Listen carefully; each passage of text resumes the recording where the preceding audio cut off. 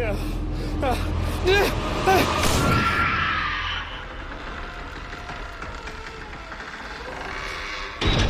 Welcome to the My Haunt Life podcast. Hello, welcome to part 2 of episode Lucky 13. I'm Mike. And I'm Russell. We're going to start this one off by something that's near and dear to our hearts, Blackout. Yes, definitely.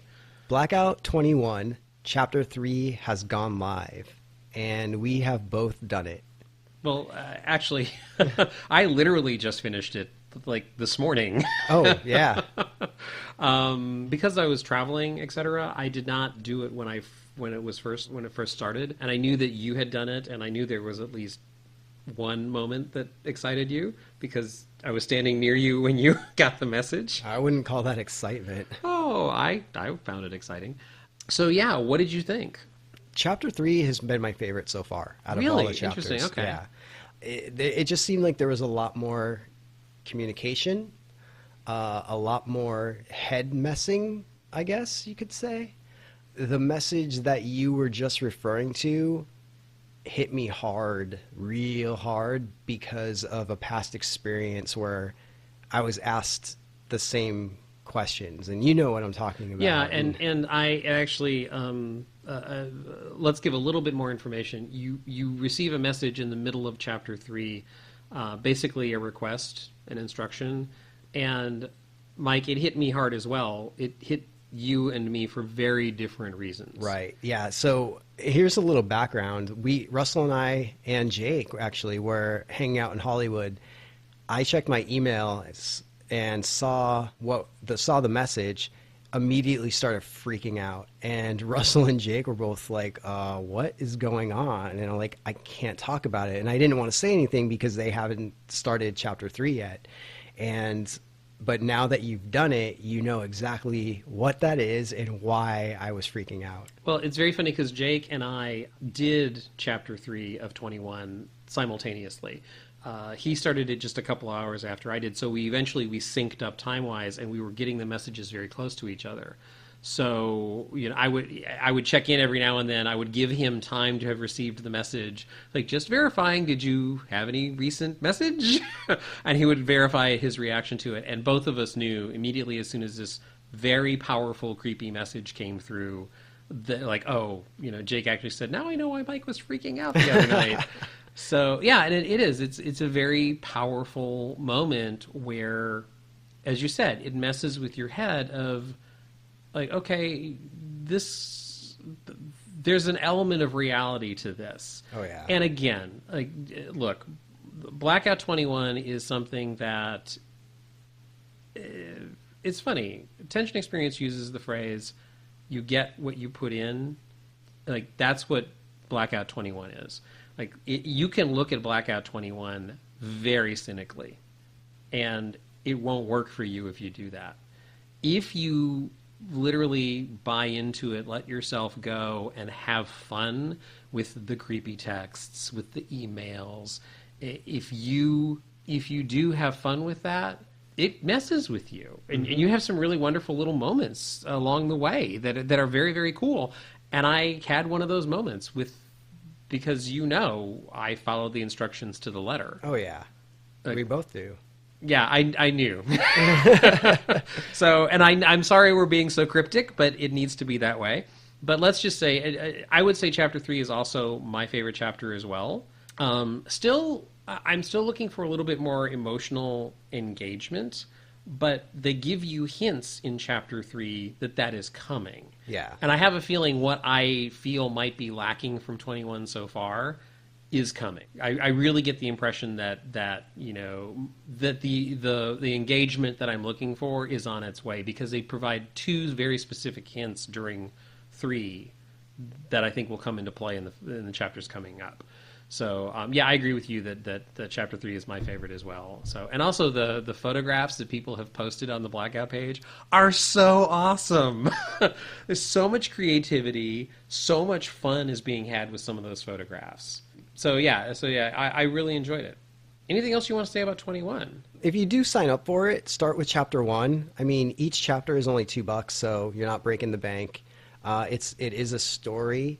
So follow the story, read the chapters in order, just like you would a book, and it's fun. I mean, one of the things, if you don't live near a city that has Blackout happening, then this is the next best thing. You're still gonna get that kind of, oh my God, what is gonna happen, and you will freak yourself out, and it's you just have to try it. You have to give yourself over to it. You have to play along. Because like I said, I think you can approach it cynically, or you can approach it as like, hey, let's have fun with this. Yeah. It to me, it's the same thing as sitting around a campfire at night telling ghost stories. It has sort of that same level of, oh, I want to be creeped out. So my little kid-like thing kicks in with this. And I will say something that I constantly am asked about 21 is how long the chapters last. And I don't want to give spoilers, but I will say this: it's manageable. It's not something that will take over your life. It's not something like they do it in a way where they want you to be unnerved and they want you to be a little bit on edge, but it's manageable. Because like somebody recently expressed, like, I have a newborn baby. It's like phone ringing and like texts and things like at certain times would be bad. But yeah, you can usually work around things like that. But yeah, for the last few days, I've been like looking at my phone every time it rings, going, "Is that Blackout? Is that Blackout?" So yeah, it's been fun. It's been really fun. For more information about Blackout, you can catch them on the web at theblackoutexperience.com, on Facebook, Blackout Haunted House, Instagram, The Blackout Experience, and on Twitter, NYC Haunted House. Speaking of immersive horror environments, we recently did the Great Horror Campout, which is an event held in Los Angeles that you go, for those of you who don't know, and basically go on a campout, and during the course of the evening there are lots of horror-related games to be played, sort of almost obstacle course things that you can do. There is a huge scavenger hunt, which if you collect certain things in the scavenger hunt, you can be awarded certain prizes, mainly the title of Hellmaster, which becomes basically bragging rights for being one of the coolest people at the Great Horror Campout. So we went, not really with the intention, I don't think neither you or I really wanted to compete. Oh, no, I always do. Yeah, and you actually got fairly far this year.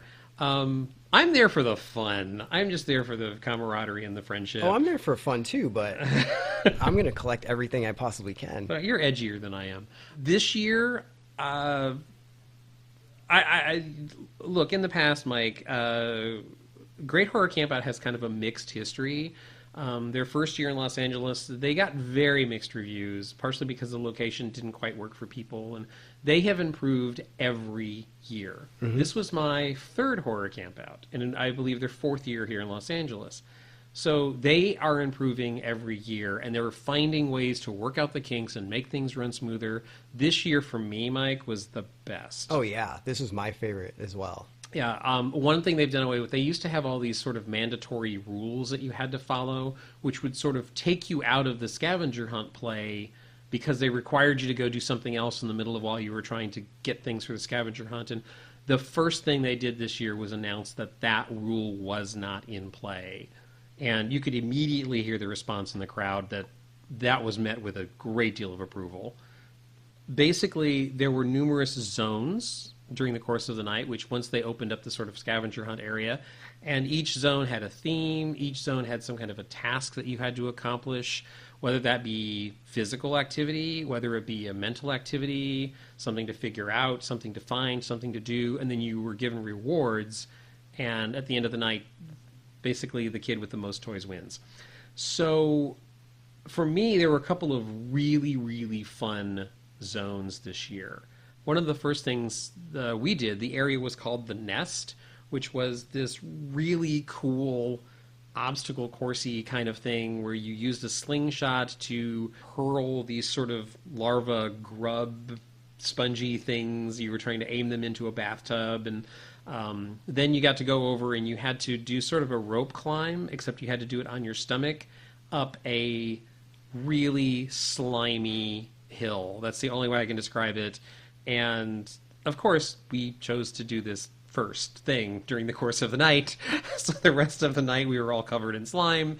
But it was awesome. That actually was one of my favorite zones. Yeah, that was fun. And because, I mean, that one was more, at least the second part of it was a lot more physical. Yeah. And the object was to get to the top within 30 seconds so you could grab face flags. If you grabbed a face flag after 30 seconds, it didn't count. And the object was for your team to get as many face flags as you could. The more you get, the better the skag you get.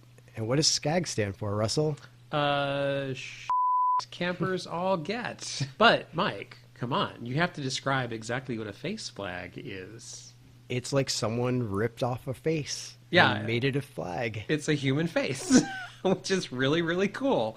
So, and the second part of that was you kind of got hooded and led into a pool where you had to find stuff in the slimy pool. And that was actually, like I said, I really liked the nest area. I thought that was a lot of fun. Yeah. My favorite was the Wolf's Den, or whatever area that was. Yeah, it was called the Wolf's Den POW.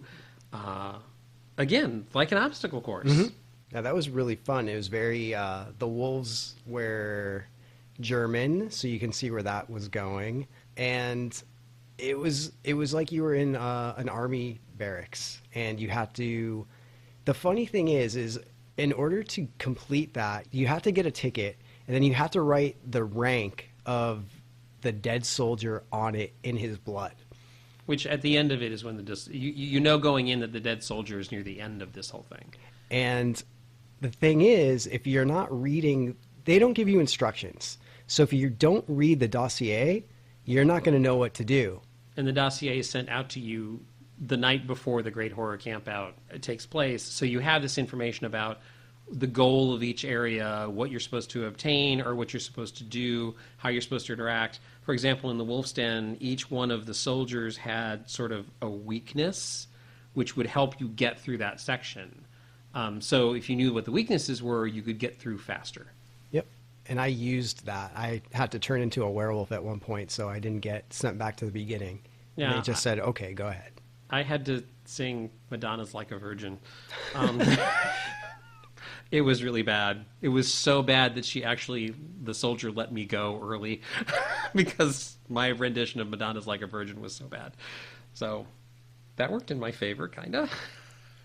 One thing this year that was different is it was in a new location, and it was smaller. It was probably about a quarter of the size of last year, or a third. Do you think it was maybe. that much smaller? It seemed it. Yeah, it was definitely noticeably smaller, which I think works to its advantage because there weren't the lines that we encountered the previous year. Right. This year it seemed to be the perfect amount of people. Yeah, I agree completely. And one of the things that I think I had such a good time this year was because of that. Yeah, because we were able to do everything that we wanted to do. We didn't have to wait for hours or in line. Yeah, well, like 2 years ago, I missed out on like 3 major areas because I kept getting pulled out for those mandatory games that I mentioned earlier, and every time I got to something, there was a huge line for it. So I missed out. I barely got to participate in a bunch of stuff 2 years ago. Last year was better, and they had it more under control, but this year by far was the best, absolutely. It's definitely, we need to go to this every year at this point. I will say this. I think it's who you go with. Being there with you and Deb and Jake, the 4 of us got in a tent together, and then we, very, very briefly at the beginning, we met up with Jeff and Tal and Martina, and we also met up with Amy and her husband, which we now know from the Tension experience. So the fact that you keep encountering your friends, that enhances the experience, I think. I think it makes all of the sequences more fun, that you're in it together with somebody. Because basically, this is like the ultimate party game. It's like, instead of charades, you're climbing up a slimy hill with your friend. Right.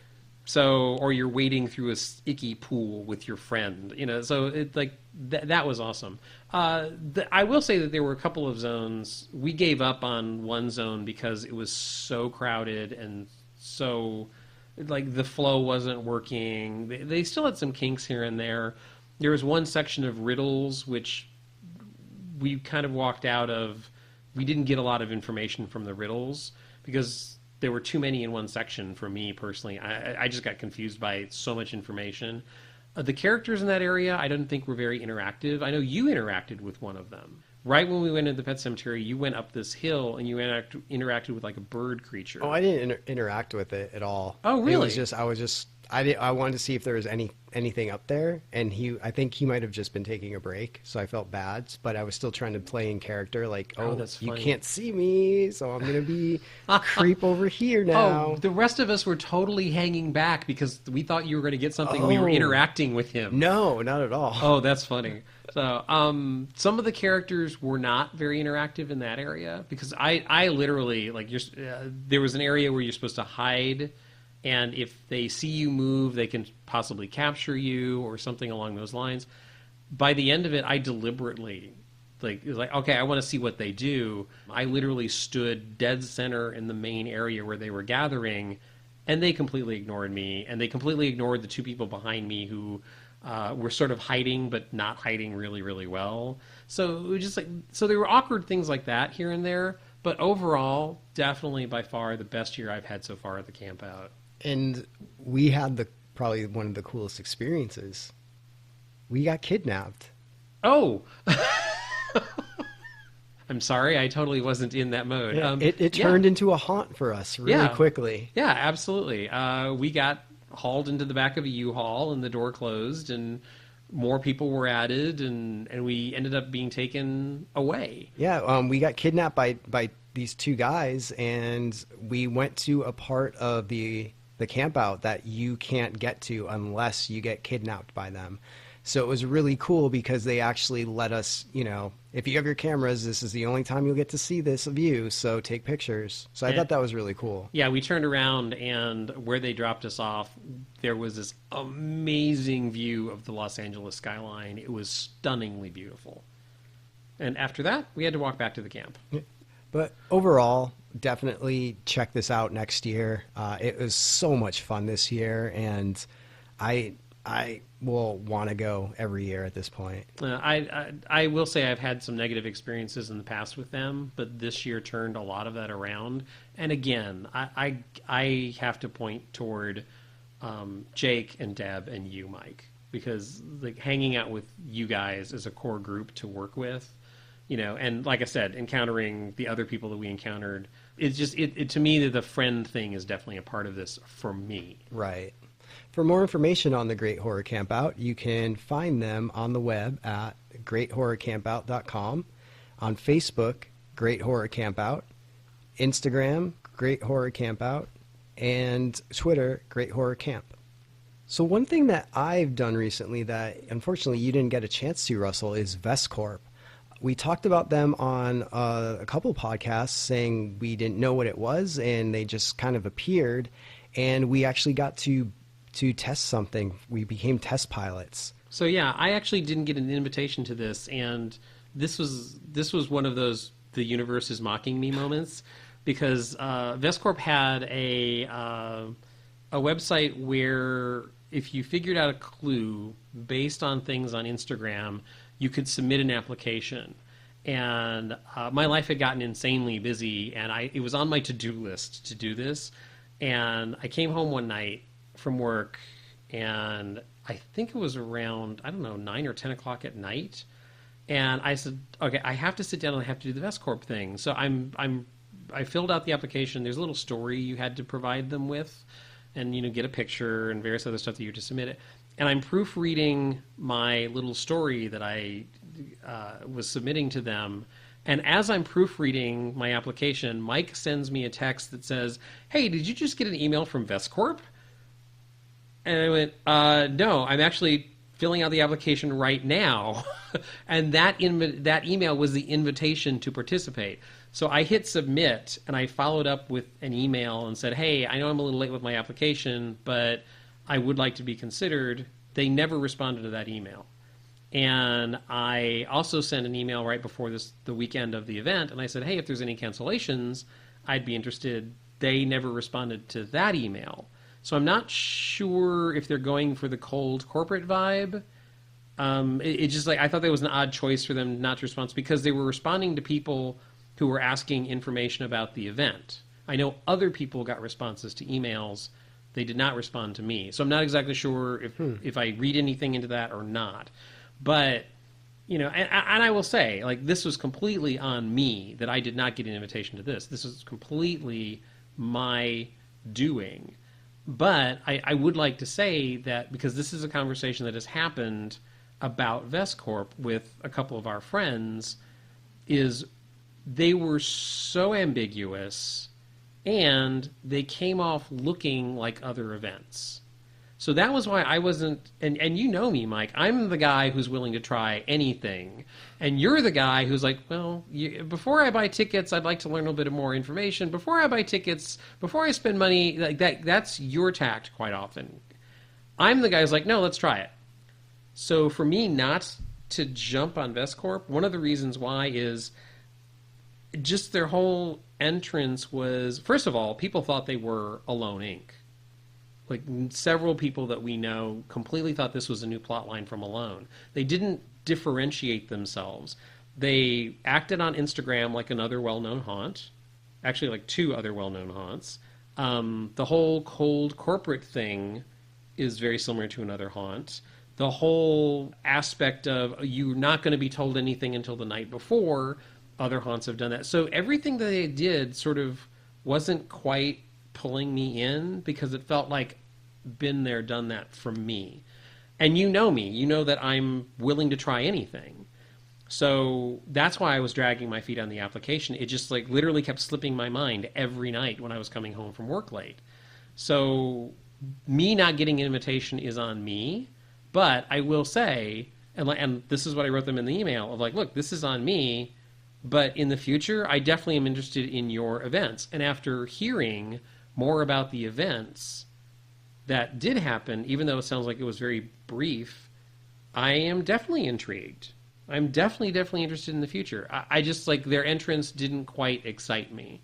You know, that's why I dragged my feet. Yeah, I get that. But I mean, at this point, with how many things are going on in LA, I kind of feel like that's an unfair comparison to make, because, oh, it's like they have an Instagram. Oh, well, this haunt had an Instagram. And like, I know that's not exactly what you're saying. But no, they were doing exactly the same thing as the other event was. I don't. In my opinion, they were doing exactly the same thing. I don't see that at all. Oh, wow. Okay. All right. Like, not at all. And I think I know what you're talking about. Okay. I will say this. What I'm speaking of is not that they're copying exactly. I think what hit me was tone-wise, that they were similar to several other things that were out there, and to the point where people were mistaking them for another haunt. Right. And so since people were having this theory that it's actually the subplot of another haunt, like, it just didn't draw me in, because as an overall tone. But, you know, the puzzles that they were doing, you know, again, that struck me as being similar to other events. So it just didn't draw me in as quickly. And like I said, I'm usually drawn into stuff. I'm usually eager to try stuff. There was just something about their presentation that just didn't hit me. And like I said, you know, it's like I want to hear your opinion of the event. I've heard from other people what they think of the event, but I haven't heard you speak about it. Mm-hmm. So from what I hear from other people, I would have enjoyed it a lot. So, you know, bad on me for dragging my feet. But, you know, those are the reasons why. But going forward, I'm in with Ves Corp. Absolutely. If they'll answer my emails. See, but this goes back, and I mean, this is not just about like Ves Corp or anything, but like the whole point is, if there's a new haunt that starts tomorrow and they have a puzzle, is everything going forward, are you going to compare that to something else, therefore making yourself seem not interested? You see what I'm trying to get at? I see your point totally, except their puzzle resembled the puzzle from another haunt. It did. I don't see that at all. Oh, okay. It's interesting because it registered that way for me, definitely. Really? Oh, yeah, absolutely it did.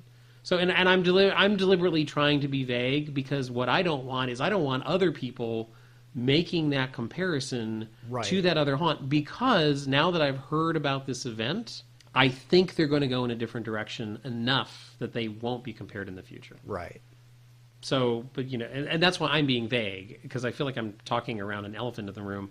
But Well, plus if you mention specifically, you're going to put it in people's heads, Yes. and they'll go in not with an empty mind. They'll just go in and be like, "Oh, I bet this is going to be like this." Because yeah, that Russell was said exactly it. what I was trying to say, but you just said it much clearer. Yeah, listen to what Mike said. Always. Anyways, the actual event, I loved it. Like, I loved it so much. Like, it's not a haunt. It's definitely immersive theater. It's an immersive piece. And, you know, we go back again to spoilers and what should we say and what shouldn't we say, because we don't know if they'll be using these techniques in the future. But, Right. man, there was something that I had never experienced before in this. And so basically the plot is you are a test pilot and there's time travel happening, and they figured out how to do this. So they hook you up, they put a backpack on you, and it's very musically influenced. There's a soundtrack to it that plays heavily on it, and there's visuals. It's a very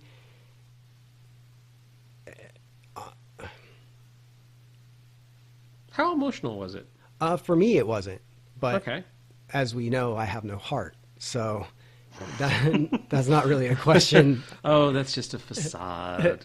No, like I didn't feel anything emotionally. I just really liked what I saw, heard, and felt. Oh, that's interesting, because that was one of the things that drew me to it.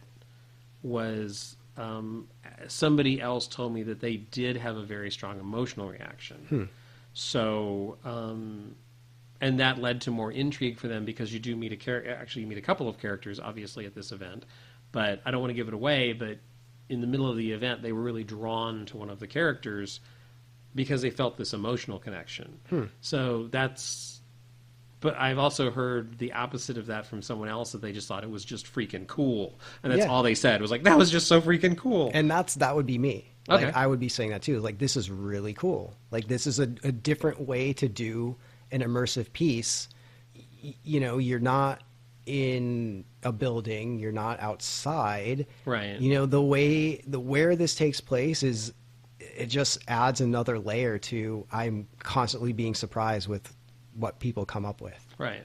And where they can place these things and where it can happen. Which, to be totally honest, after I heard about the event, I've done another experience in a similar location. And so that was another thing, like, in my head, I was like, oh, that's so... But from what I've heard of this event, they went in a completely different direction, which, you know, I'm thankful for that. Yeah. So I'm definitely, from everything I've heard, I'm sad that I missed this event, and I wish I could have participated. Yeah. But, you know, I also realize that my responsibility, that's on me, that I didn't get the invitation. You snooze, you lose. Yes, exactly. And that's the moral of this story. Yes. So learn from Russell. With 2 S's and 2 L's. Yes, 2 S's, 2 L's. A teachable moment with Mike and Russell. Okay. Yeah, but I did love it. I'll definitely check out what they have coming up next. Yeah, I'm looking It forward to was really seeing cool. something from them. Absolutely. You know, and I don't know, like, I mean, they considered me a test pilot, so I don't know if I can go up in the rankings next time and I'll actually be a real pilot or something, but because I don't know, that could be part of the story. They gave us ID cards. Yes, I know. So, you know, that was cool too. There was there were souvenirs besides memories. So that's awesome. So I'm very, very happy for all of you guys who participated. It sounds really, really cool and very unique. Yeah. So looking forward to what they do next. And for more information on Ves Corp, you can find them on the web at vescorp.tech, on Instagram, Ves_Corp, and on Twitter, Ves_Corp. One thing that Russell and I went to that we just wanted to mention really quick is the AbraCadaver swap meet. They have this about twice a year. It's in Fullerton at their studios, and it's just a fun time. A bunch of vendors get together and sell horror-themed goods, artwork, home decor, collectibles, all of the spooky things like that. Some people even have props that you can get. One person, Furniture? yeah, There was furniture on sale? The coffin furniture, that was awesome. Yeah. Overall, it's just a really fun time. You get to see a lot of friends and pick up some cool stuff that you might not know you need. If you would like more information, look up AbraCadaver Productions on Facebook, And what they usually do for these events is they usually do just one-off event postings when they do have these swap meet sale type events. But AbraCadaver Productions on Facebook, and that will get you more information.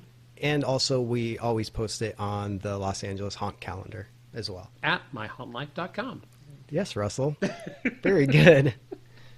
So something also which you might have gathered if you're familiar with our website, the Hollywood Fringe Festival just wrapped up. And that was, wow, almost 3 weeks of nonstop coolness. I had so much fun. There were so many things that I saw, and Mike, you and I caught some shows together. You caught some stuff that I wasn't able to. I caught some stuff you didn't. I love the Fringe Festival. Oh, yeah. We saw over 20 shows each. Yeah, it was amazing. I've been going for several years, and I still, like, every year I discover something that I just am so happy that, and so consider myself so lucky that I've found. So it's just the Hollywood Fringe Festival is something you should definitely check out if you're in the Los Angeles area. It is worth supporting because it's a fringe festival that supports experimental, interesting, innovative pieces of theater. There's solo performances, there's musicals, there's group performances, there's new plays.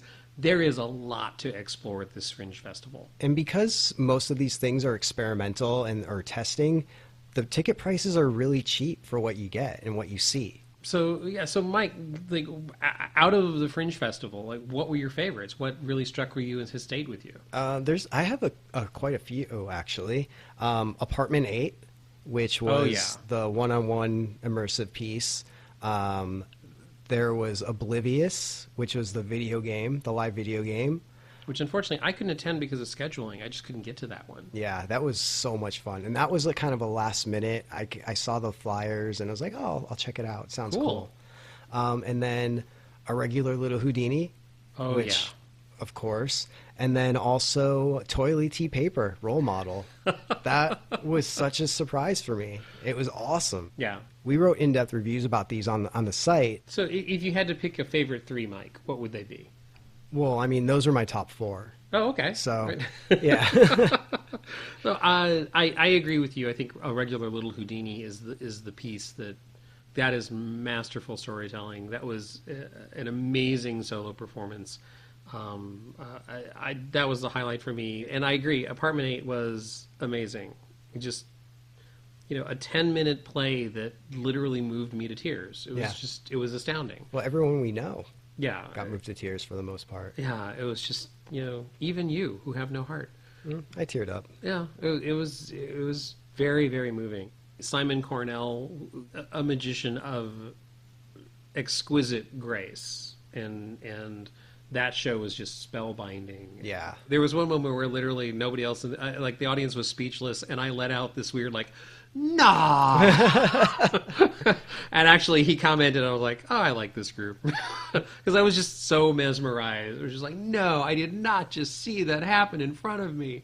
And also, I did some things which you didn't do, which 50 Shades of Shakespeare, which was this just incredibly fun, sexy, fast-paced, really clever way of presenting Shakespeare and made it completely accessible, which the gimmick sort of that show was they would draw the names out of the hat to cast some of Shakespeare's greatest known scenes. So some, like the night I went, the balcony scene between Romeo and Juliet was done by 2 guys. And then there was a scene from Measure for Measure, which was done by 2 women, which normally is done by a man and a woman. So but that sounds like a gimmick, but what it did was just the undertones became so much more intense, and your expectations were completely subverted. That was really fun. Absolute Zero was this really intriguing drama that I really took a liking to that show. So, and I know you saw that one as well. Yeah, that one hit me hard. I was captivated the moment they started. Well, it was like, the wow, disturbing really thing about that was that one is it's all in the subtext, like the whole masks of who we pretend to be for other people. Like that was utterly fascinating. And Alien versus Musical Man.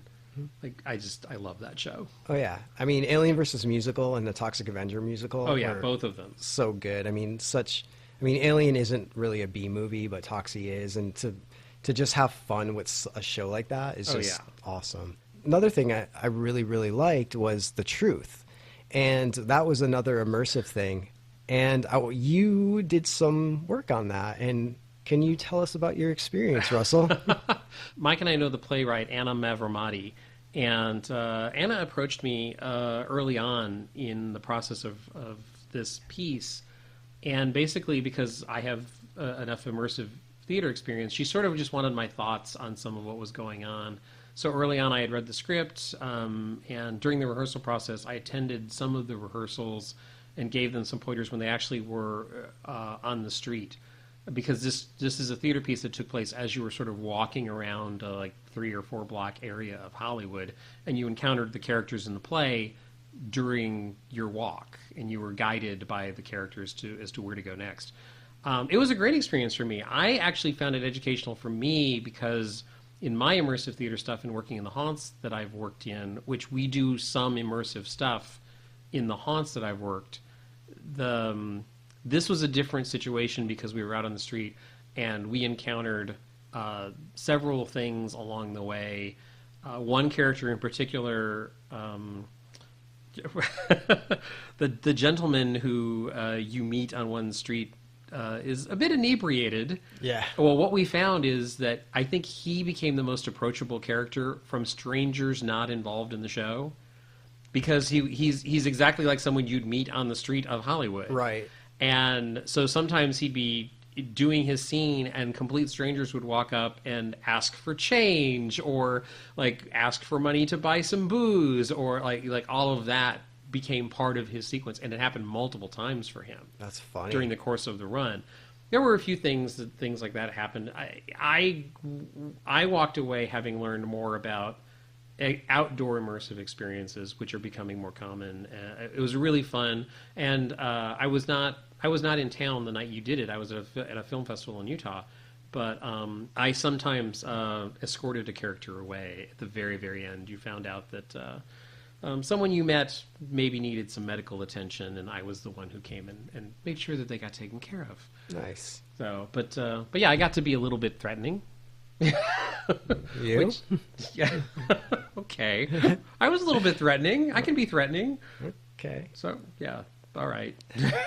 But no, it was great working with Anna and the entire cast and crew of The Truth.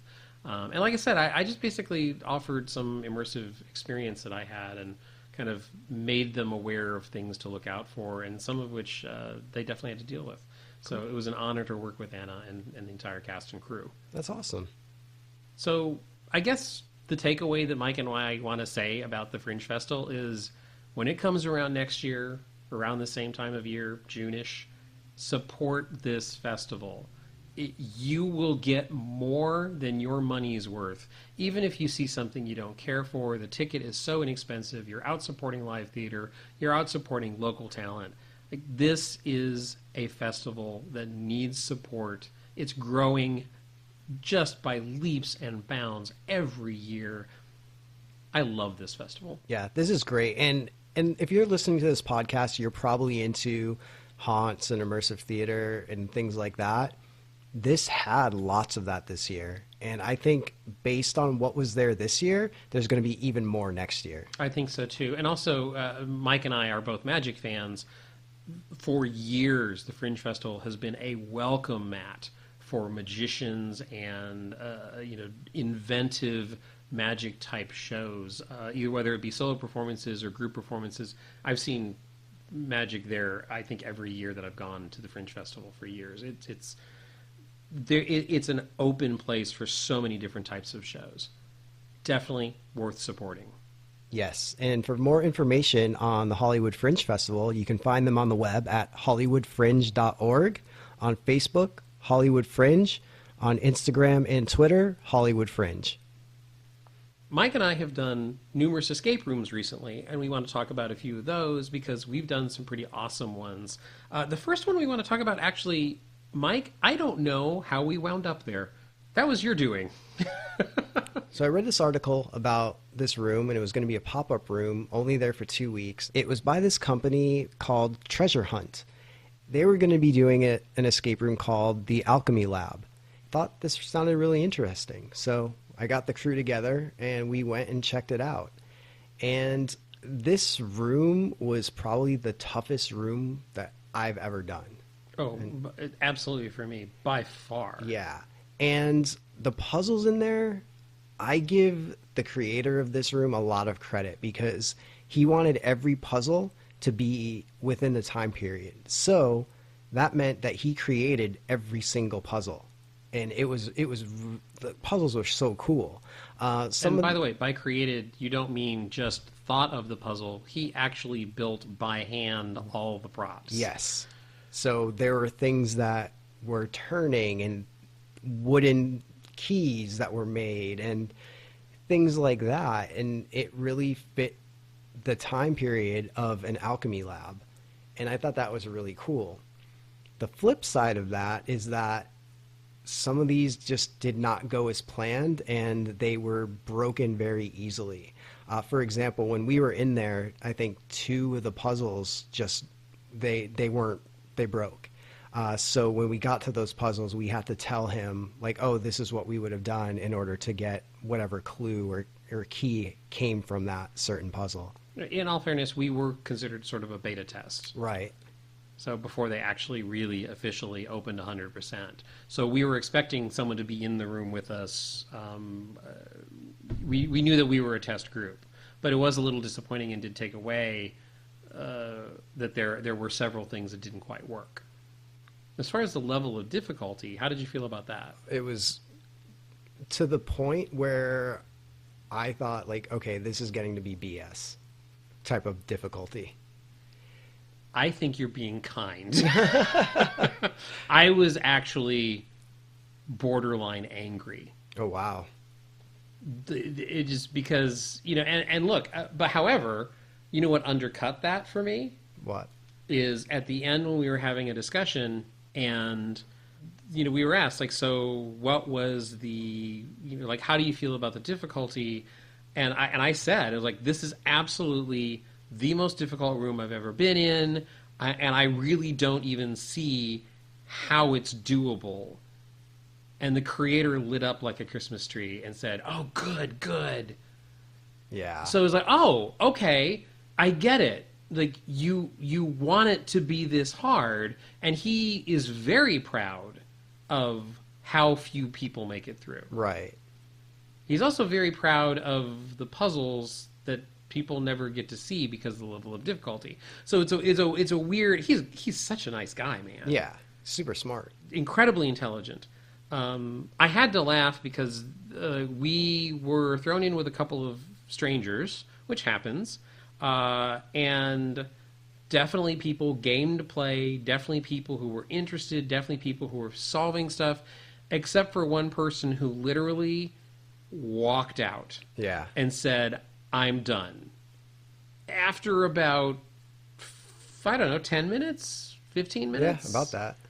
Like, and that surprised me. Like, she literally just, like, I'm so over this, and left. So, and of course, the creator let her leave, but what she wanted was she wanted to go in and look at the pretty room, and when she found out that things weren't going to be easy, she was like, oh, well, I'm out then. Yeah. It was very, very odd because I've never encountered that before in an escape room. But innovative, the atmosphere of the room was really, really cool. It's one of those that I don't understand. And some of the puzzles I thought were just incredibly difficult, and I really can't figure out in my own head how anyone would make it through in the allotted time. Right. Yeah, he mentioned when he was going through the room with us, he mentioned even that the last puzzle that you need to solve to escape takes about 20 minutes. Right. So, I mean, in order to get to that point with 40 minutes left, or within 40 minutes, just it doesn't seem possible. I mean, he said people have done it, but I don't know. They're geniuses or they've done it 3 times before because... Oh, I didn't ask. We didn't ask about replayability, did we? I don't think so. Oh, that's interesting. I wonder if that's the case. So, because we've been in that situation where we didn't get out of something, but if we go back, we have done it separately. There are a couple rooms that you can replay. I've done the Alchemist, a completely unrelated room called the Alchemist Room in downtown Los Angeles, which I love, and I've done that twice and had very different experiences both times. This room would lend itself to be replayed. Absolutely. That's actually a strength of this room. But I agree with you in the fact that it's just the level of difficulty is mind-boggling. And I don't see how we could have gotten through that first room in 40 minutes. Even if everything had worked perfectly, I don't think we would have had that. Oh, well, it's not even getting through the first room in 40 minutes. It's getting through that room, doing other things, and other things to get to the final puzzle. Yeah. Yeah, it just... So this, personally, this was not as fun for me as some other rooms. And look, Mike, we've talked about this before. I think in escape rooms, getting out of the room, it's important to both of us. But I think it's a hair more important to you than it is to me. Would you say that's fair? Sure. So yeah, so I am much more about the adventure of, like, isn't this cool? Isn't this awesome? Actually getting out of the room is a little less important for me. And I totally understand. It is important, and I love the feeling of getting out, but I'm much more interested in and that's why I've done this to Mike. As a matter of fact, I did this to Mike yesterday at an escape room where a puzzle gets solved, and I will literally stop for a moment and was like, okay, wait, I came up halfway through this. Would you, like tell me how that was solved really quickly? Yeah, and in my mind, I'm like, dude, we're under time. We have time. Like, I'll tell you after. And Russell gets like, no, tell me now. And it's like, fine, I did this, and this. He's like, oh, thank you. That's all I'm asking for is, like, oh, you match this with this for this visual. Like, but there's a time and a place, and the time is not when your time is counting down. That would have taken you 4 seconds. That's 4 seconds we could have used for something else. But anyway, for me, in this particular room, the sense of adventure got a lot less fun very fast because I realized that this was such an arduous task. Like, every game, every puzzle. Yeah, it was... It just wasn't as fun as some of the other rooms we've done. Right. But, like you said, I have to give complete respect to the creator because what he has created is ingenious. It's inventive. We've never seen some things like are in this room. This room is so worth attempting. Absolutely, it's worth attempting. Yeah, just to see what he's built. Oh yeah, absolutely. Like, it really is cool. I mean, chances are you're not going to escape, and you'll probably see a couple of those things just when he goes through it with you because it is that hard. But it is worth it to try. Yeah. Do we know how long this is running? Yes, we do. Yes. Originally, it was only for 2 weeks. And then based on the success or lack thereof, they were going to either extend or stop after the 2 weeks. It is going through July 31st. Excellent. And possibly even longer if more people go and check it out. And you can find more information about them on the web at treasure-hunt.net. On Facebook, Escape the Alchemy Lab. On Instagram, Escape Room Treasure Hunt. And on Twitter, ESC Room Treasure. And My Haunt Life dares you to do this room. And if you get out, we want to hear about it. And if you get out, we'll buy you dinner. Yeah, absolutely. and have you explain how you did it. Only counts on your first time trying it, by the way. Yes. And everybody in your group the first time trying it. It's you gotta respect the creator of this. It is a totally ingenious room, and everything, like you said, about the quality of the props, the time period, like there's a lot of creative ingenuity that went into this room. Agreed. We've also done other escape rooms. We have talked in the past about Crossroads escape games. They do a room called the Hex Room, which is a personal favorite of Mike and me. That is the one that is sort of, you are assigned stereotypes from horror films, and you have to band together and make your way out of a horror-themed room. Great deal of fun, highly recommend it. Well, they have opened a new room called the Funhouse. And this room, I would say it's probably not as difficult as the Hex room. However, I will say it is just as fun and just as much worth doing. It does have one of the hardest puzzle between the two in there. And that's something that they even said. Is that the one on Yes. It's that one. So, okay, it's that one. Right, all right. So, yes, that was a difficult puzzle, definitely. This is a room, obviously you can probably tell by the name, the Funhouse. It is sort of circus-themed, magic-themed. Let's just say the interpretation of magic is widely used. I don't want to be specific because I don't want to give anything away. The whole decor of this is circus posters and magic posters and bright, fun colors. And once you start this, you will find that you have to discover space after space after space, and they all relate to each other. And sometimes you have to be playing a game in multiple places at the same time, let's say. It leads to a really, really inventive room. Teamwork is key, and it's an absolute blast. This room was great. One of the things Crossroads has going for them is the set design, and everything is beautiful that they have. I mean, besides that, their rooms are fun, the puzzles are fun, and I can't say enough good things about them. But for me personally, this room I felt useless in. Because the room is somewhat small, and there's 8 people, 2 extras compared to the Hex room. And I don't know, I felt like I was always at a step behind. I would leave before a few seconds before something was solved, or I'd get there a couple seconds after. I don't feel like I really did anything in this room. Oh, that's interesting, because I actually came up upon you after you had solved something. But I understand the feeling. Yeah. Do you feel that the room was too crowded with 8 people? Yeah. I think if we had 6, it would have been a little bit better. Right. I do agree with you on that. However, it's also a room where, like I said, somebody has to be in one corner looking at something, dealing with somebody who's looking at something else in another corner, and there's some back and forth that goes, which I think having multiple people aided in that, because you have the 2 people who are kind of working on it, and then you also have the feedback of oh wait, this makes more sense if you think of it this way. So that happened a couple of times, particularly with what you refer to as the most difficult puzzle. Mm-hmm.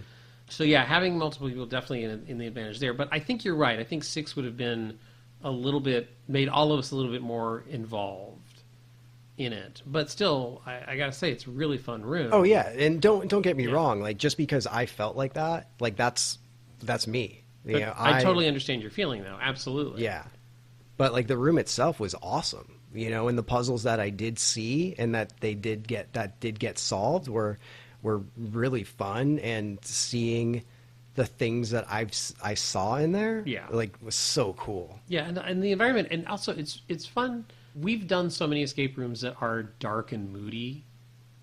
This one is not that. This, it has elements, but it I walked into that room and was like, whoa, this is bright.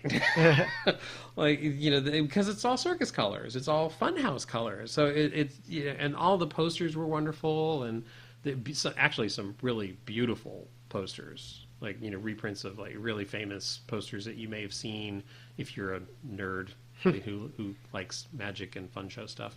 But yeah, this is definitely recommend this. And also, I have a question for you, Mike. Do you think this is a good room for, I hate to say beginners, but people who've only done a few escape rooms? Or is this too difficult? I don't know. It's hard to say. I feel if you're comparing it to Hex, I would say Hex would be a better one for people that haven't done one, because you're forced to communicate. Whereas people... Oh, wow, interesting. Because if people haven't done them, they don't really necessarily know. They may find, oh, I found this, I'm just going to put it aside. But in Hex, in order to get out, it's I found this. Does this help anyone? You have to say, what you found or what helps. So I'm going to say no. Oh, wow, that's a very valid point. Because I was thinking that it might be a good room to recommend to people who haven't done many. I think it helps if you understand how, in many escape rooms, puzzles interact. Right. And this is one of those rooms where you get a piece of information and it's not used, but you have to be paying attention. You have to know, like, oh, wait, this is a piece of information that we found 20 minutes ago, and now is when we have to use it. Mm-hmm. So, which one of the reasons I like the room so much. I really like that aspect of it. And that kept happening a couple of different ways. Interesting. So, yeah, but I do see your point. I think Hex is overall a more difficult room. And look, I love both of them. I want to go back and play Hex again. I would not mind, actually, because of what you said, because of how crowded it was for us in the Funhouse. And I did have that feeling of I missed. Well, actually, we were just joking about me asking you questions. I asked you one of those questions in Funhouse. Yep. Like, hey, just like what like that's. Never mind, Russell. Later. Yeah. Which I thought you would know just knowing what you are into. But what I was looking for you for was confirmation that it was what I thought it was. Got it. So a simple yes or no would have answered my question. But that wasn't your question. Your question was, how did that happen? Oh, you're right. It wasn't was it this?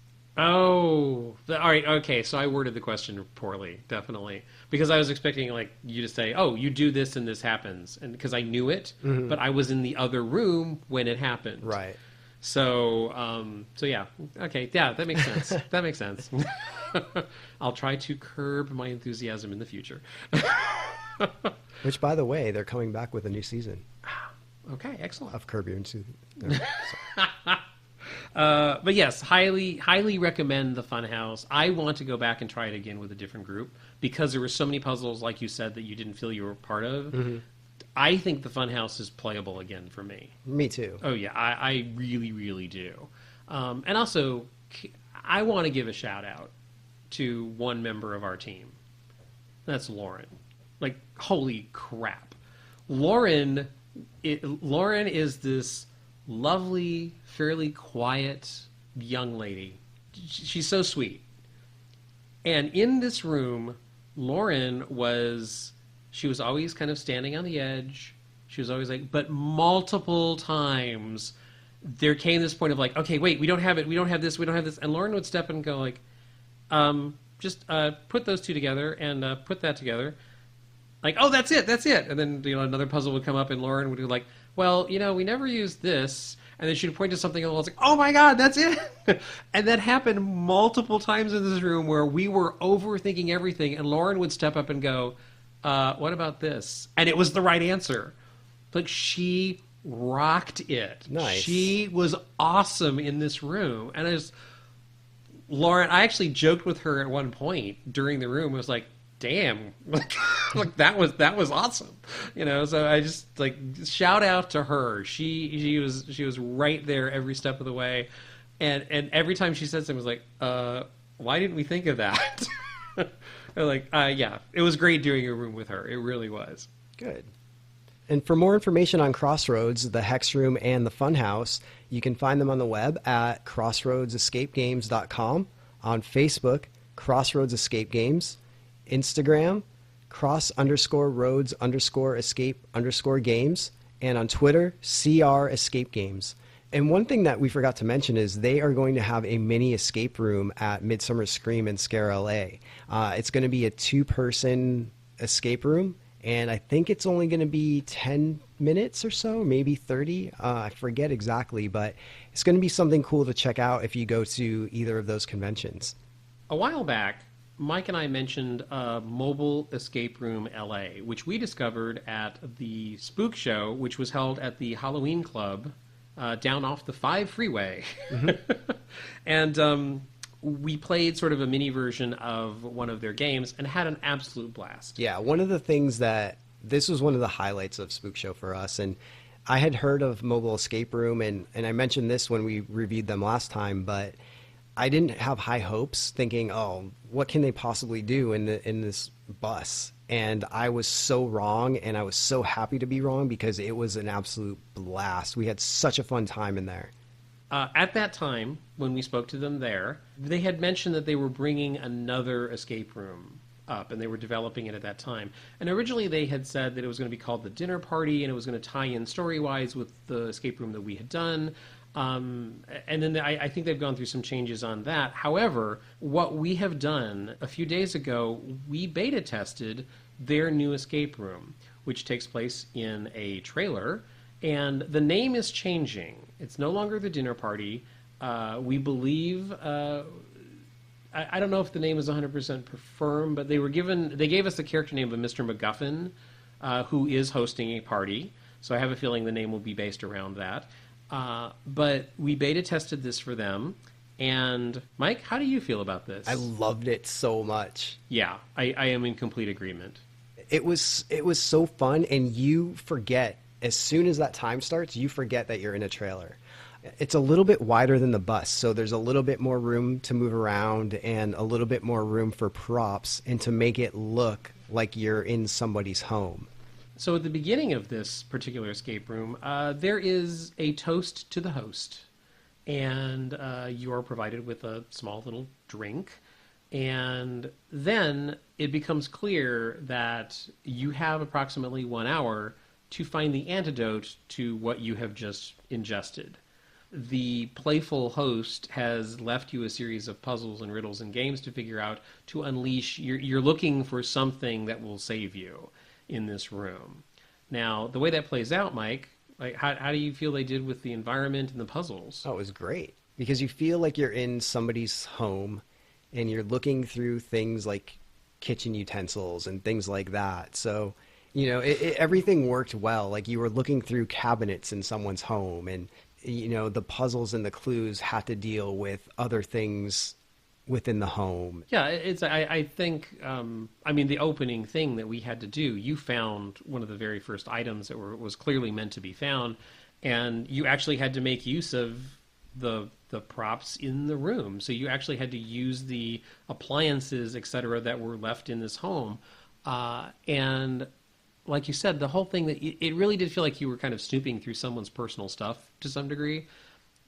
But what you said, I think, is the strength of the room, and the fact that it's not an escape room where it's ciphers and like math equations and things like that. That's not what this is about. This, to me, was a much more visual room, in the fact that you keep having to match things together to achieve a goal.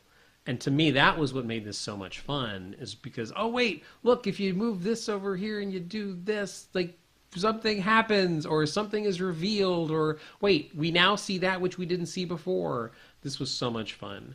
And and granted, we were a beta test, and we spoke with John and Jessica, who are behind the Mobile Escape Room LA.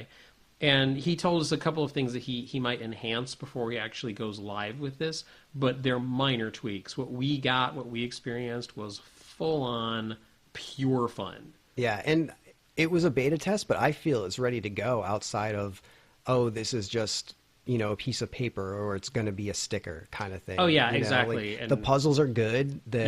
The time frame is good. You only get 30 minutes to escape.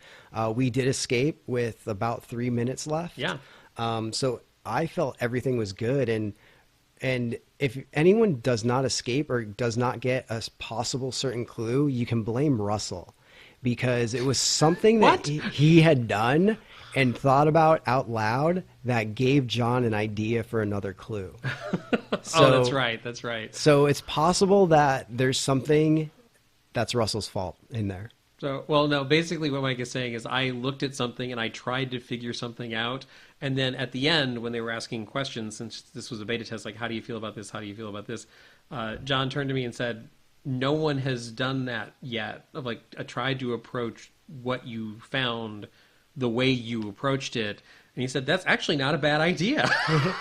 So it made sense to me. No, it made total sense. And here's the thing. I read that, because when you're in there, like, you're really not listening to conversation. So I didn't hear you say that. Oh, right. So when I saw that, I looked at it and did the same thing in my mind. I was like, oh, well, what if this is how it's solved? No, I knew that it had to play in some way, and then at the end, John was like, no, it's just a prop. Right. It's just there. And I literally turned to him and I went, well, you mean it was a MacGuffin? Because that was the name of our host? Oh, boy. Communism is just a red herring. For those of you who get that reference. The two people that do. Oh, come on. More than that. This room will be available shortly. And I think the gist of like, look, I agree with everything Mike has said. It was just pure fun. I loved this room too. Yeah, definitely check this one out. And their other room. We still haven't done the full length version. Which we have to schedule that. Now that we are done with June, hopefully we can get that on our calendar. Yeah, agreed. So definitely check them out. Highly recommend it. It was so much fun. For more information, check them out on the web at mobileescaperoomla.com, on Facebook, Mobile Escape Room LA, on Instagram, Mobile Escape Room LA, and on Twitter, mobile_escape. And the most recent escape room that we've done is called the Ripper Escape, and that's in Pomona. And this one we haven't really heard about. And not many people we know have done it. Actually, I don't think anybody we know has done it. No one that because we were asking around and no one that we found had done this one. People need to stop being scared of leaving Los Angeles. Explore a little bit. Come on. But this takes place in Pomona, and everything about this experience is fantastic. Which, look, you found this on Groupon, correct? Yes, and they're still on Groupon. So if you like what we're saying, you can get some cheaper tickets. Yeah, it's definitely worth checking out. Mike messaged me about this and say, hey, does this interest you? Read the description. And as soon as I read the description, I was like, heck yeah. It's a Jack the Ripper theme escape room. And but it's so much more. Yeah, exactly. It's more than just a room. Your experience starts with an included dinner in the price. Mm-hmm. And you meet at this pub, and there's actually a really good choice of meals that you can have. Oh, yeah, absolutely. Like burgers or pasta or the salad looked amazing. I didn't order it, but the salad looked amazing. Yeah. And as you're eating, you are being told part of the story. Someone comes in and gives you clues. It almost felt like a murder mystery dinner. A little bit, yeah. You know, the beginning part. And during the dinner, you're given clues, and you actually have to use those clues right away in order to continue. You're given some background information on the story. You are given, names of victims of the Ripper. You're given there's a map on the wall that you kind of coordinate to get some information from. You're given a letter to read. Basically, the information we were given at the dinner supposedly came from police investigators who had been working on the case, but were no longer on the case. And there was a character called Mr. Lusk that is the person who sort of leads you into this information, and he is a character who he's the one supporting you in your quest. And I really don't want to say much about what you're supposed to achieve, but there's more to this than just escaping a room. And he's the one who hired us. True. To try and catch the Ripper.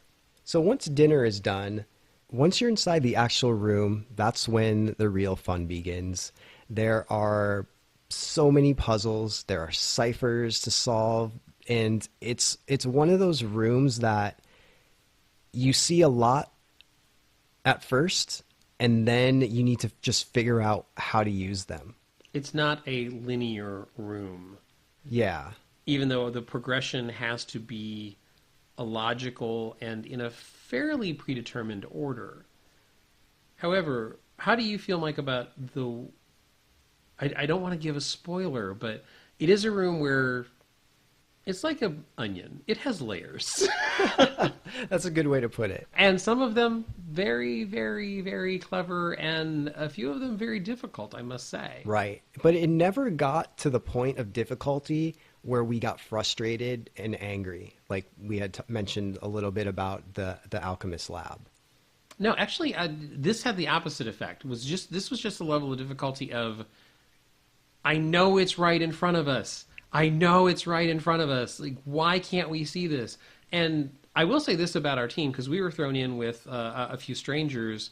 We did have a decent, where literally I could turn, like, here, you look at this because I got nothing. Mm-hmm. And, like, everyone was game. Like, everyone, like, and, like, there were a couple of women in the room who had never done an escape room before, and they were game. Like they actually, the most difficult cipher they tried for quite a while. Yeah. Didn't find it. They were looking at there was a certain prop which I know they were trying to decipher for quite a while, and one of those women had really good sense of riddles, like really impressive. Like literally, like I ended up writing a riddle on my hand because it was getting a lengthy riddle, and as soon as we read the riddle aloud, this woman immediately had the answer. She's like, "Oh, it's obviously this." Yeah. I was like, I looked at the riddle and went, "Holy crap, that's right. That is the answer." And she did it twice during the course of the game. Mm-hmm. It was just, yeah, it was really, really fun. Time-wise, how do you feel? It was 50 minutes. I felt that if it was a little bit longer, like maybe 10 minutes, we probably would have gotten out. Yeah, we should state that we we came very close. Yeah, we came about 2 steps too short. Yeah, and a couple of those steps were intricate, but I think if we'd had a little bit more time, we would have figured our way through them. So we didn't escape, unfortunately, but the talk afterwards with the game master was just as fun and exciting as doing the actual room. What Mike is referring to is sort of after any escape room, they usually give you, if you want, sort of a play-by-play of, this puzzle leads to this solution, this puzzle leads to that solution. Well, we got that. And like Mike said, we came very, very close, a couple steps away. And I absolutely love like that. I don't want to spoil anything, but near the end, which Jake had this amazing moment where he nailed a physical task on the first try. Yeah. It was very, very impressive. That type of stuff was so much fun in this room. But you get to the end, and after you get the walkthrough of these are the steps that we were expecting you to take, and we missed a couple along the way near the very, very end, because I think we were just getting so rushed because of the clock. But when he broke it down, one of the cool things is he actually broke down the ciphers, and he broke down the code that we were expected to solve. And he broke it down in historical terms of what is the historical, what is the history of this style of code or cipher. And I found that utterly fascinating. That was awesome. Like, I love that part because nobody explains the why or the how something came. Because most escape rooms, it's like, here's a word lock, here's a number lock, here's a padlock. And you really don't need, not a lot of them where you actually need to solve something like a cipher. So when there is a cipher, the fact that they're giving you information on the history of it, it just adds so much, and it was correct for the time period. It was so fascinating. And like you said, I had actually forgotten the correct for the time period part. But yeah, he did make that point of this was information that would have been used during the time of the actual investigations of the Ripper murders. So that was utterly fascinating.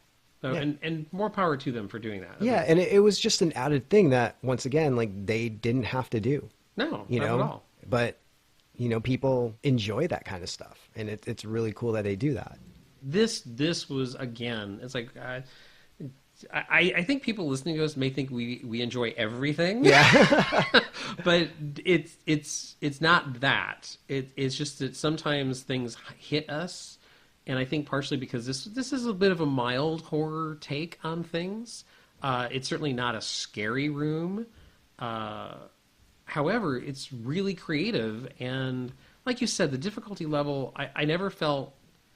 I felt challenged but not overwhelmed. Yeah. And I love that about this room. And the character who kind of guides you through this, I thought was pitch perfect. And we did have to ask for a clue at one point, and he did say later that was probably the most common thing people ask for the clue, because it's really difficult. But as soon as you and his clue was so simple. Mm-hmm.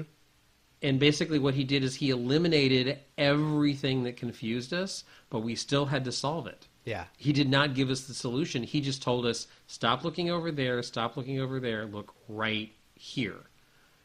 And then it took, and I think was it Deb who was it you or Deb? It was her and I. Yeah.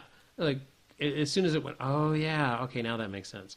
So yeah, it's just like, this was a really strong room.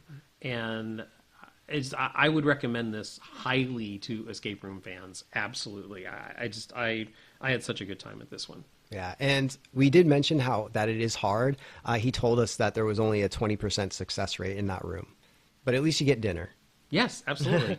And you know what? This is one of those when it's like, as we were talking earlier, I had a blast, even though we didn't make it out. And another thing that I want to mention is the dinner, I think, is an important part of this. Besides giving us the plot line and giving us those first clues, it gives you a chance for an extra hour to become more comfortable with strangers. Yes. You know, every other escape room, it's just you're thrown into a room. It's like, okay, say hi, okay. Now you're in a room, and it's really hard to be, you know, it just gets awkward. But, you know, here we were having conversations about, this was their first escape room. So we talked to them about other escape rooms we've done. And, you know, we brought up TV. We talked about Dexter and, you know, things like that. And, you know, there's already a little bit of a camaraderie before you even get to the room, which I think is very, very strong and needed in this room. Yeah, definitely. Communication. And to be totally honest, I think we failed a couple of times on communication. Mm-hmm. Yeah. And it was just, and I take that back. I don't think it was that we failed on communication. It's like we didn't realize what was supposed to be communicated. Right. Because of the nature of some of the puzzles. Again, not a criticism in any way. It was just like, just didn't quite put that 2 and 2 together. Or we did, and we came up with 3 rather than 4. After the game, he was telling us about some of the other rooms that they were planning. Right now, they have another room. They have the 13th room, and they're working on a paranormal room and also a Black Dahlia room. So right after he said those 2 rooms, we are so in. Like, we're absolutely there. And he said the Black Dahlia room is going to be they're aiming that to be their crowning achievement as far as puzzles and technology and things like that. So that's really exciting. I can't wait to see what that's about. And he deliberately said that they don't have a rollout date for that yet because it's still in development, and they're going to take their time and fine tune it. So I'm really excited about that. Yeah. Yeah, really excited. So for more information on the 13th Room / Ripper Escape, you can find them at 13throom.com, and that's with the numbers. So 13throom.com. On Facebook, The 13th Room, again with numbers. Instagram, The 13th Room, and Twitter, 13th_room. Next up, we want to bring something up which, Mike, I don't know anything about. Oh, that narrows it down. Oh, thanks.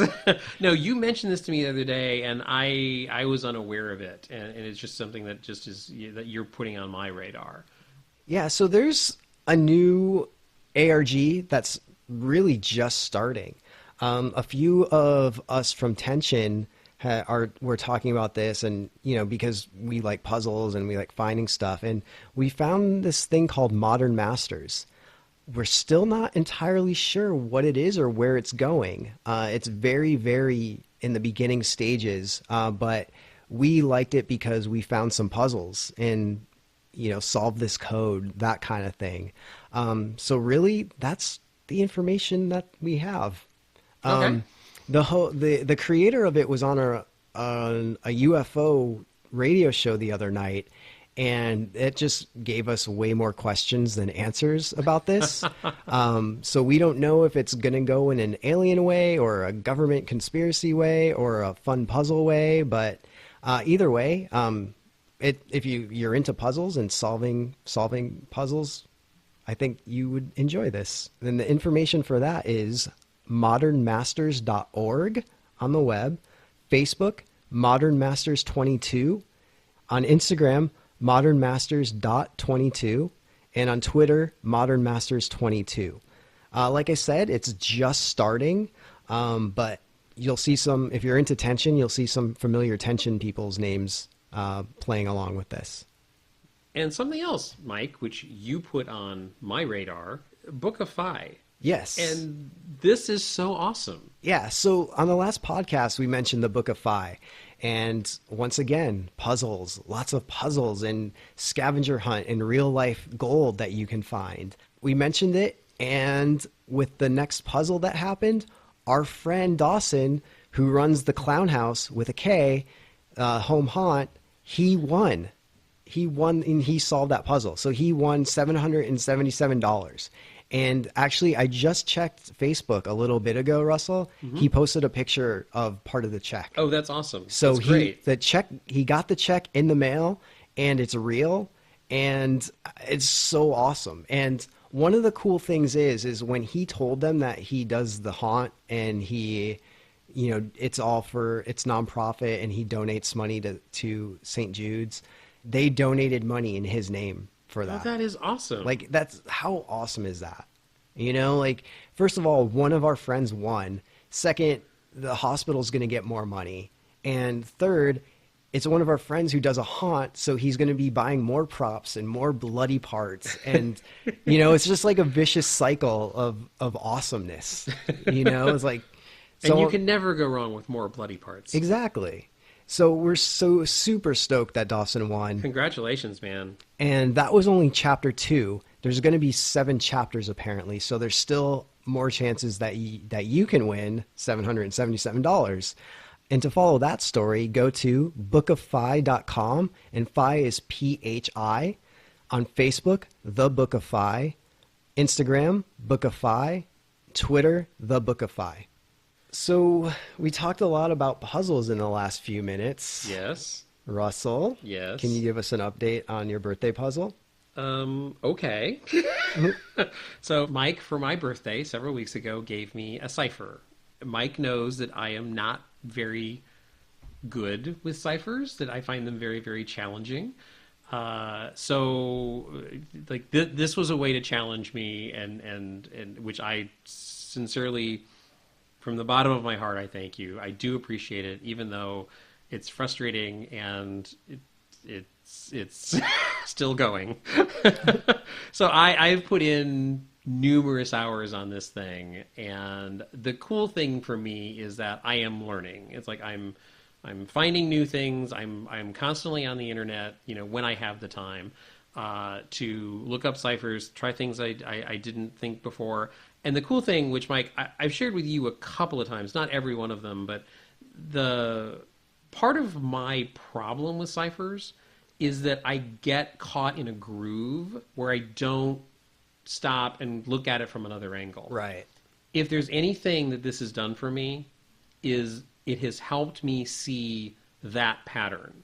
So there's like, I literally told you, I think a week ago, that I literally at 5 a.m. in the morning woke up with this clarification of like, oh, wait a minute, what if I interpret the clue completely different? And what if I take this and you make a reference to center in the clue, and like, wait, what if I'm thinking of the wrong center? What if it's this? And then you make a reference to left or right, which means mathematically I have an even number of letters on either side of the center, which didn't happen before. And I literally had this wonderful aha moment, which led to absolute gibberish and is not the solution to the cipher. However, the fact that I had that moment was worth this whole experience. Oh, awesome. Because it was like, oh, Russell, like, you're stuck in the groove. Like, you're not rethinking, you're just tracing the same pattern over and over again. So that's awesome. I have finally asked for an additional clue. Mike has given me an additional clue, which, judging from the clue, I never would have solved this without help. I never would have solved this without the clue. So now, that's my next round, is the clue has provided a couple of keywords, which might be the clue that I need to solve the cipher. So I'm working through those. Unfortunately, as we talked about Fringe Festival, Fringe basically consumed 3 weeks of our lives. Yeah. Like, we were going, like, sometimes 4, 5, 6 nights a week to Fringe shows. So I have not had a lot of time to devote to it. I worked on it. Mike knows this. I worked until about 2 a.m. this morning before recording this podcast, thinking, oh, it'd be awesome if I could solve this, and I did not. But I have a clue. The birthday cipher is continuing on. I am still learning from it, and I am frustrated as hell. One thing I want to point out, though, is we just talked about the Ripper escape. And do you remember what he said about clues? No, I don't. He said that there is no shame in taking clues. That's what they're there for. Oh, I thought you were talking about something specific about Ripper So escape. No. I'm just saying, if you can't get this in maybe a week or two, maybe ask for another one. Because I want you to solve this. I want to solve it. And I think with the next clue you will. Or if you can't with the next clue, then I'm just going to forget about it. But remember, like, this is not about anything else other than having fun. So if it gets to a point where you're not having fun, that's when it should stop. Well, it's interesting you say that because a few weeks ago it was not fun anymore. You know, I reached a point of like absolute frustration where I started to feel stupid. Right. But stubborn Russell didn't ask for a clue at that point. Damn right he didn't. So no, I didn't, because I made this commitment to myself of I'm going to get this, and then I did come to the realization of I was banging my head against the wall, and that's insanity. And you're right, and hey, you know me, I have no problem taking a clue. Like it's not about that, and it's not even about pride. It's not. It's just like literally you gave this to me, and I wanted to use it as a tool to learn. That was my decision. Got it. So that is why I have taken so long. And seriously, what I don't do is I don't, you know, to me, it's, I don't take 15 minutes here. Don't take 15, like, I literally have to like block out some time where I can sit and figure out the ciphers. And also the other thing I'm doing is there are certain tools online where you can use, in case people are unaware of this, there are cipher solution places online where it makes it a little easier to enter ciphers and try different possibilities. Well, I'm doing some of that, but also what I'm doing is, you know me, I'm going old school, and I'm working this out on paper in some areas. Partially because I was trying one cipher that literally I couldn't find any kind of because the cipher was so difficult. There's no easy application for it. So I'm taking this on, and that's why it has taken me so long, is I am taking this on as a tool to learn. And, you know, I hope you intended it that way. Yeah. Well, I mean, I didn't intend you to learn. Like, okay. And that sounds weird, but I did it as like, oh, this is going to be a fun thing for him to do because we like doing these things. And, you know, like it wasn't like I didn't do that, but like I'm going to give Russell a teaching for his birthday. You know, it wasn't anything Teachable like that. Moments with Mike and Russell. But can I give you, based on what you just said, can I give you a clue that's not really a clue? It's just more of a helping nudge you in the right direction? Based on what little exploration of the clue, can I reveal a little bit of that clue? Yeah, of course. All right, so basically you gave me a clue that there's homonyms, which are potentially involved. But say why I said that. Because I thought I was being all like spooky and clever with that. Your eyes may mislead you. Your eyes may deceive you. You have to say it like that. Your eyes may deceive you. Yeah. Listen to the clue. Thinking of homonyms. Mm-hmm. So there are several homonyms in the clue. But there's only one which I think is key. So that's the one I'm focusing on. But yes, if you want to give me something else, if you want to clarify something that you've heard. I will tell you that if you're looking online at like decryptors, that won't help you. I'm starting to learn that. Okay. Yeah, You won't need the internet. I kind of figured that out when... Yeah, it's like, because when I started messing with the homonym last night heavily, and again, I'm retracing the same pattern. I'm doing the same thing that I was doing, just with a different key. Mm-hmm. So it's like, okay, there's got to be something I'm not seeing. There is. So you didn't have to laugh when you said that. It's not a laughing at you laugh. It's a humorous laugh. No. So yeah, but you know, my guess, you know, the way I'm thinking of this, I don't know if I'm going to solve it based on this clue. Okay. But you know me, I'm going to struggle for a little while because I struggle for a little while before I relinquish and go like, I don't get it. Well, let me know when you need a new one. Okay, I will. And I hope you've learned something from this. Oh yeah. Because I don't think you've ever understood how difficult these are for me. And I hope you've learned from this. Once you solve this, you'll Hate myself? No. Well, maybe, but no, like you'll understand once you solve it. No. And by the way, thank you for the people because we've gone to group get-togethers for the Tension Experience and a few other things, and every now and then people have asked me a couple of times about like, how are you doing with that? I was like, still working on it. So a couple of people have checked in, and I do appreciate that. So, but yes, I'm still working on it. I've gotten my first clue, and we'll continue working on it, and hopefully we'll solve it soon. Yeah. So take that 3. So, you have to explain that. If you listen to our previous podcast about the Tension Experience, 3 basically called me out for thinking I gave Russell an unsolvable puzzle for his birthday, and I didn't. Yeah, to which I actually did reply and say, you don't get it. This was done as a favor from a friend, that this was not, intended as harmful or malicious in any way. So, but yeah, it's I'm taking it that way, even though I have gone through some heavy frustration with it. So yeah, but thank you for everyone for the support, and I am working through this, and that's it. Let's move on to another subject. All right, so we're coming to the end of this, and we want to give a couple shout outs. First one is to Mustafa. Before we actually really started talking through Tension, he would tell us that he really enjoyed listening to the podcasts and thanked us for doing them. So thank you so much. And now, especially after the last week, like he's kind of part of the crew. Oh yeah, absolutely. So it's awesome. So thank you so much for that. And you're awesome, dude. And he's drawn attention to the Tension Experience too. Yeah. Through his own writings and postings and all of that. Mm-hmm. Yeah, thank you very much for that. Thank you for reaching out. Really appreciate it. So the other person we'd like to give a shout out to is Jeremy in Texas.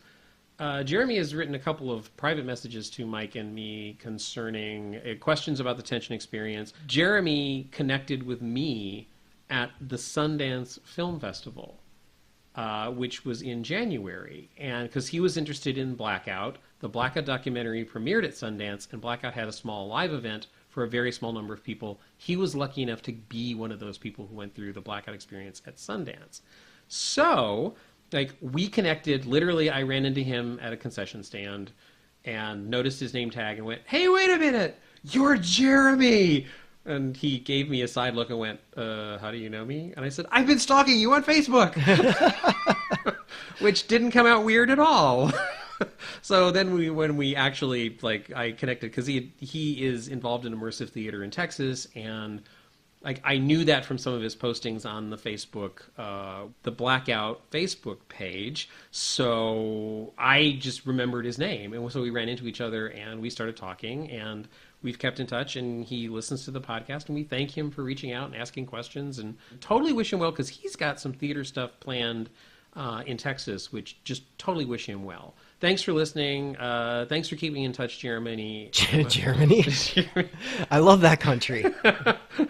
Thanks for keeping in touch, Jeremy. It's awesome. I'm sure we will talk again soon. Yeah, thank you so much.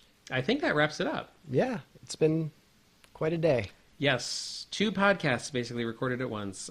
This is the end of episode 13, part 2. So thank you for listening. Again, if you'd like to reach out to either of us, you can contact Russell at russell@myhauntlife.com, 2 S's and 2 L's, or Mike at myhauntlife.com.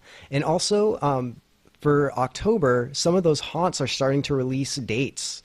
So if you check the My Haunt Life calendar, you will see all of those dates that we have so far. myhauntlife.com/calendar. And you can start planning your October and Tetrising your schedule together. And Tetrising is a good word. And by the way, I have to break in here and give kind of a shout out to one other person. I have to give a shout out to Mike. Oh, jeez. Come on, man. No. This is very valid. It's look, My Haunt Life, you do a lot of work behind the scenes. You do a lot of effort in keeping that calendar up, in keeping the schedule up, and it's I know that we both work full-time jobs. My impression is I work longer hours overall, but you put in a lot of hours on the website. We do all this stuff together, we do coordinate stuff together, but the nuts and bolts of the website is a lot of it falls on your shoulders. And it's like, if you guys haven't checked out the My Haunt Life calendar, it is a very, very useful tool if you're in the Los Angeles area. And the reason I say that is because I use it. When we were talking about my birthday and planning an escape room for my birthday, I literally turned to the My Haunt Life website and used your schedule. So shout out to you, Mike, for all the hard work that you do. Thanks. Mike hates it when I do stuff like this. I do. A lot. But anyway. So, myhauntlife.com, you were saying? So that's constantly being updated as soon as people release dates. If you have dates, please email me, mike@myhauntlife.com, so I can update it. And yeah, enjoy until the next podcast. I'm Mike. And I am Russell. Thank you for listening.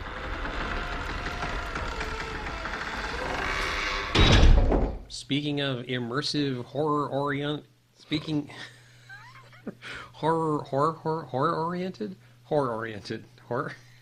No? I'm just going to let you go with this. I'm having my own little immersive experience in my head right now.